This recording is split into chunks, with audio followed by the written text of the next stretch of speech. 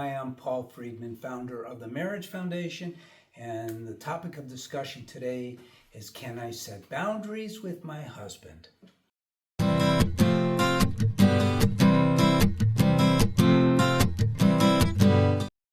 Hi, welcome back. I'm Paul Friedman, founder of the Marriage Foundation. In this discussion, can I set boundaries with my husband, should be worded a little bit different. I guess differently is the correct way to say it.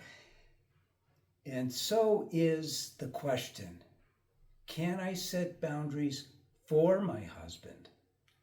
Because once you start setting boundaries, and you're going to know where I'm going with this, but I want you to stay with me because it's not a question of, no, you can't, don't do it, it's going to harm your marriage.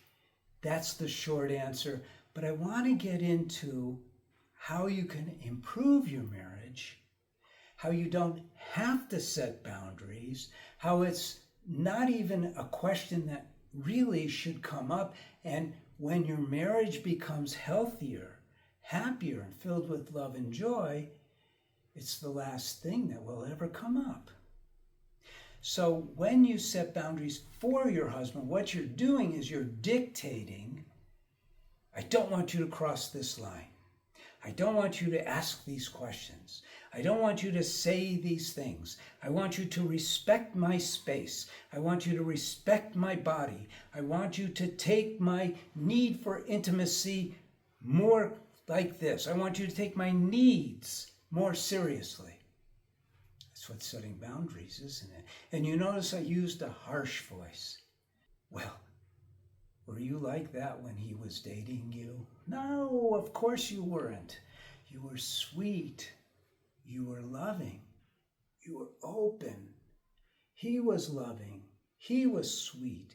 He was open. So the reason I bring this up and make it both of you were the same way is because I don't want you to feel like anything is your fault or his fault. We have been mistaught about marriage. We have been mistaught about what we should expect. And so God bless them. The marriage counselors have done their best to try to bridge gaps, but they do it in ways that are not marriage centric. It's not their fault. You know, I think it was in the 1500s, was it Galileo who discovered, he wasn't the only one, that this world was not the center of the universe. Now, maybe you don't have that education, but it's true that until then, people thought the world was the center of the universe. Why? Because the church was in charge. The dogma was that the world is the center of the universe and we're looking at lights in the sky.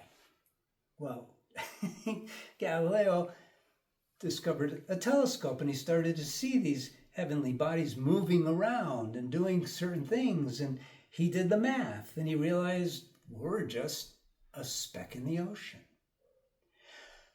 But if you ever said anything like that, well, he was under house arrest for the rest of his life.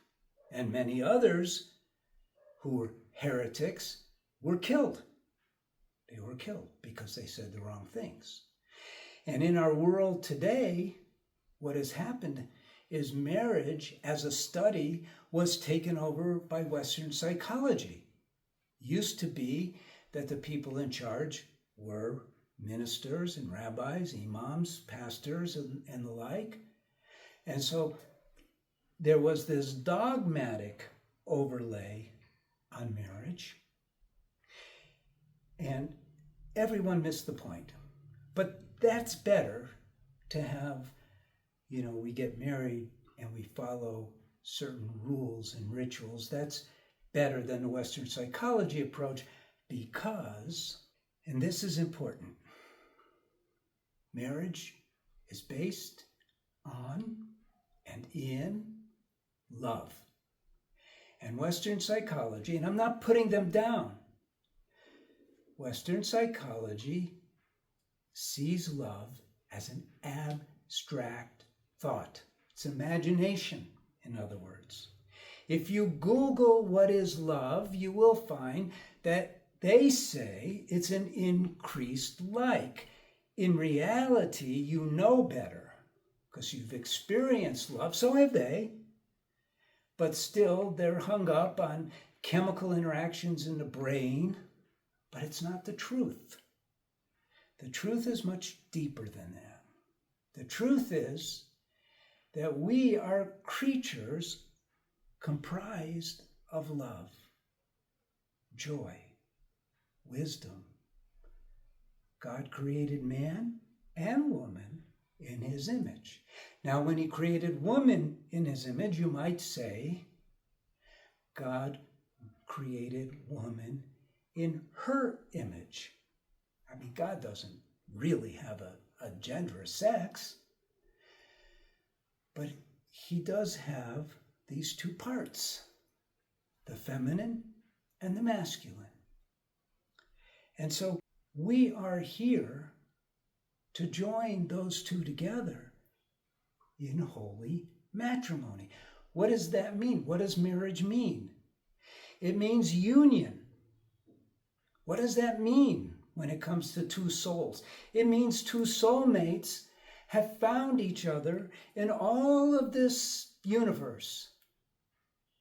And together, we're able to expand our consciousness in love, in joy. That's what marriage is all about. And the stuff on the mind level is actually here, is just stuff. Day-to-day stuff. Look, let's put it this way. You get a brand new car, and you're happy for a while. Slowly, you get used to it. Slowly, the new car smell fades. Slowly, you get a flat tire, or it breaks down, or a new model comes out. You hate your car. Temporary, fleeting happiness. But love is never fleeting. Love is what we crave. Joy, not the happiness of a new car, but that inner joy that we feel when we connect with our husband, with your husband. That's what you crave. That's why you got married. You don't want to set boundaries. You want to open windows of the soul. You want to open your love. You want to shower in that love together. It doesn't mean that you talk about every little thing. You don't have to do that, but you don't have to be mean about anything. You don't have to say, well, I don't want to talk about that. You don't have to do that. You could gently, if he goes into an area where you're not feeling comfortable, you give him a big smile and you say, God, are you handsome? And you take his hand and you put it to your heart and you give him a kiss. You change the subject. You distract him. And you let it go. It's not important compared to nurturing, cultivating the love and devotion that you share. That's what it's all about. Now, I've written 2 books. One is Lessons for a Happy Marriage. Great book. My second one, which I used to teach marriage counselors how to really be good marriage counselors and not have failures, is called Breaking the Cycle. And then we have 2 online courses, one for men. You don't need that one. You need the one for women, maybe. And it's a 12-week course, and it's amazing. And you could learn everything that I know. I know, maybe not, but you'll know a lot. I mean, I've been at this for over 25 years, a quarter of a century.